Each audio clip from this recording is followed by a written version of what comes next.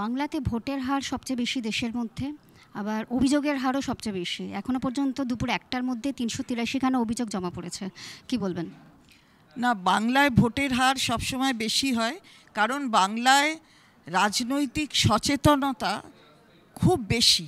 সাধারণ মানুষের মধ্যেও এই যে সচেতনতা, তার গণতন্ত্রের অধিকার, সেই অধিকারের প্রয়োগ, এইটা বাংলার মানুষ সবসময় এই ভূমিকা তাদের পালন করেছেন। প্রত্যেকটা নির্বাচনের ক্ষেত্রেই এটা দেখা যাবে। অভিযোগও ঠিক তেমন করেই, যখনই সচেতনতা থাকে তখন অভিযোগও জমা পড়তে পারে বেশি। এবং আমরা দেখেছি যে বিভিন্ন জায়গায় যেভাবে ভারতীয় জনতা পার্টি তারা নানা রকমের কীর্তিকলাপ করে এই নির্বাচন, এই যে 3টে জায়গায় নির্বাচন হচ্ছে, সেটাতে একটা গণ্ডগোল করার চেষ্টা করছে।